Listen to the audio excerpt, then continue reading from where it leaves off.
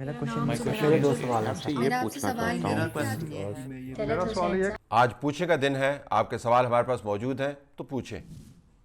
سر میرا آپ سے یہ سوال تھا کہ ابھی پچھلے دنوں کے اندر شاہد حقان عباسی صاحب نے یہ بیان دیا ہے کہ عمران خان سنبھل جائیں ورنہ ملک کو آمریت کا خطرہ ہے. تو یہ کس کانٹیکسٹ کے اندر انہوں نے یہ بات کیا کہ ملک کو آمریت کا خطرہ ہے؟ دیکھیں, جب نیم فستائیت کا عالم ہو تو نظام کے اندر تو اس کا سب سے بڑا اثر زبان پر پڑتا ہے, محاورے پر پڑتا ہے, الفاظ کے استعمال پر پڑتا ہے. کسی نے اگر فسطائیت کی تاریخ پڑھی ہے, فیشزم کی تاریخ پڑھی ہے, ڈکٹیٹرشپ کی تاریخ پڑھی ہے, تو اس کا بہت بڑا اثر وہ یہ جانیں گے زبان پر پڑتا ہے. لوگ عجیب و غریب قسم کے محاورے اور استعارے استعمال کرتے ہیں, ابہام کو فروغ دیتے ہیں کلیئرٹی کے بجائے. خاقان بھائی صاحب کا پتہ نہیں کیا مقصد ہے, انہوں نے کیا یہ بیان دیا ہے عمران خان سنبھل جائے ورنہ ڈکٹیٹرشپ کا خطرہ ہے. تو یہ اس میں عباسی صاحب کا اپنا کنٹریبیوشن کیا ہے عمران خان صاحب کو سنبھالنے کے لیے, ڈکٹیٹرشپ کو روکنے کے لیے؟ یہ تو ایسی اس قسم کا بیان ہے کہ آپ بالکل پاکستان سے باہر بیٹھ کے بیان دے رہے ہیں, اور سمجھ جاؤ ورنہ ایکسیڈنٹ ہو گیا تو اس میں میرا نہ کوئی لینا ہے نہ کوئی میرا دینا ہے. تو واسی صاحب کو اس بیان کی حد تک میرے خیال میں وضاحت کرنی چاہیے کہ اس سے مراد کیا ہے. عمران خان کے نہ سنبھلنے کی پاداش جو ہے وہ نظام کو ڈکٹیٹرشپ کی صورت میں کیسے ملے گی, اس کی وضاحت کرنی چاہیے.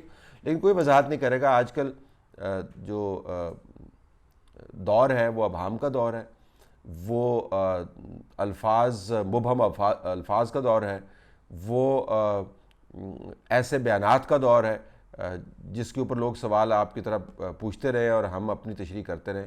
سیدھا بیان آپ کو نہیں دے گا. عباسی صاحب کو خود وضاحت کرنی چاہیے کہ دونوں کا لنک کیا ہے.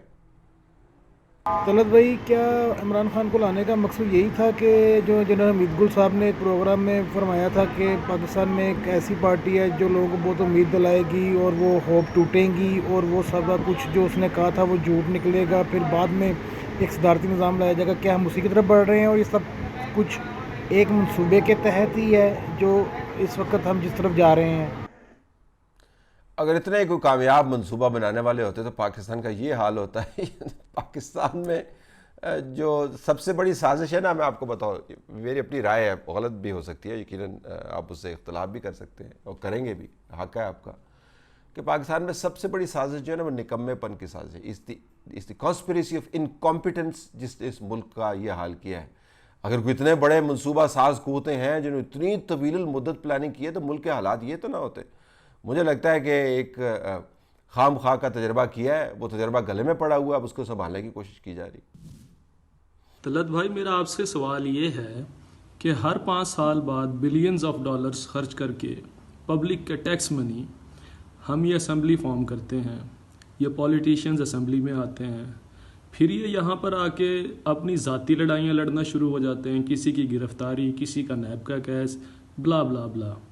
یہاں پہ پبلک کی تو کوئی بات کرتا ہی نہیں ہے. پھر شام کو ٹی وی پر جو بڑے بڑے ٹاک شوز چلتے ہیں, انہی پولیٹیشنز کو بلا لیا جاتا ہے, وہاں پر بھی یہ اپنی لڑائی کر کے چلے جاتے ہیں. تو یہ پبلک کی بات کون کرے گا اور کہاں کرے گا؟ پبلک کی بات کرنے کا اور کوئی طریقہ نہیں ہے. میرے بطور ٹیکس پیئر, بطور ووٹر, میں آپ کو بتا سکتا ہوں کہ میرے بھی بہت سارے اعتراضات آپ کے اعتراضات کی طرح بنے ہوئے ہیں اور کافی طویل عرصے سے بنے ہوئے ہیں, اور اس کا اظہار بھی ہم کرتے رہے. لیکن اور کوئی طریقہ نہیں ہے. پولیٹیشنز آپ مانیں یا نہ مانیں لوگوں کو ریپرزینٹ کرتے ہیں. آپ کو اور مجھے کسی خاص نقطے پر ریپرزینٹ نہیں کرتے ہوں گے, لیکن لوگوں کو ریپرزینٹ کرتے ہیں. ریپرزنٹیشن نامعقول طریقے سے کرتے ہیں.